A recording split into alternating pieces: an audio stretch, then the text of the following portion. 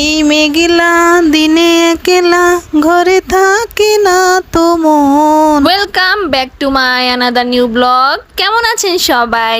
আশা করছি সবাই খুব ভালো আছেন। আমি তো খুবই ভালো আছি। আজকে নতুন আরেকটি ব্লগ নিয়ে চলে আসলাম আপনাদের সামনে। তো আজকে দুপুরে করছি হলো ভুনা খিচুড়ি।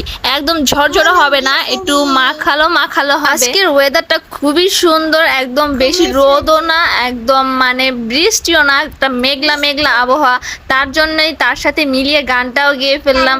তো যাই হোক, এখানে ভুনা খিচুড়ি রান্না করছি, আর তার জন্য আমি ক্যামেরাটা ধরলাম, মাই রান্না করছে। তো মা পেঁয়াজটা বসিয়ে দিয়েছে, এর মধ্যে দিয়ে দিয়েছি সব রকম মশলা। তো দিয়ে এরপর পোলাও চাল আর ডালগুলো একসাথে মিক্স করে রেখেছিল, সেগুলো দিয়ে দিল। এরপর সুন্দর করে সব ঢেলে দিচ্ছে কাচিয়ে কুচিয়ে। এরপর সুন্দর করে কিছুক্ষণ ভেজে নেবে।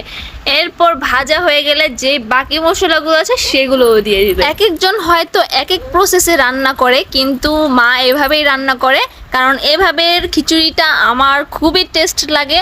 একদম বেশি মশলা থাকে না এভাবে রান্না করলে, একদম লাইট একটা মানে খিচুড়ি খেলে কোনো রকম আর কি খারাপ লাগে না, মনে হয় না যে একদম বেশি কিছু মানে মুখ ভরে গিয়েছে, এরকম কিছু না, খুবই ভালো লাগে, খেতে ইচ্ছে করে।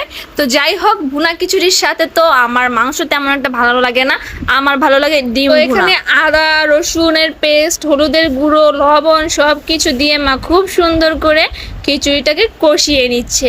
তো বারবার কিন্তু নাড়া দিতে হবে, না হলে লেগে যাওয়ার ভয় থাকে। কষানো হয়ে গেলে এর মধ্যে দিয়ে দিয়েছে জল, পরিমাণ মতো জল দিয়ে কিছুক্ষণ যাবত এটাকে আবার ঢেকে দেবে, যতক্ষণ পর্যন্ত না ফুটে আসবে। ফুটে আসা পর্যন্ত আমরা অপেক্ষা করতে থাকবো যে কখন আমাদের খিচুড়িটা তৈরি হয়ে যাবে। তো দিলাম ঢেকে।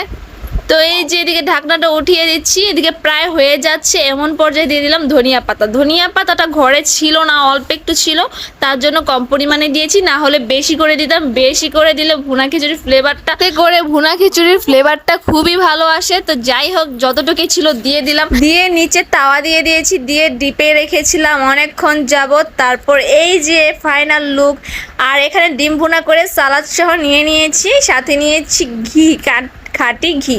তো কেমন হয়েছে আজকের ব্লগটি অবশ্যই কিন্তু জানাতে ভুলবেন না। আজকের ব্লগটি এই পর্যন্তই ছিল। তো অনেক ক্ষুধা লেগে গেছে, আগে খেয়ে নেই। ধন্যবাদ সবাইকে।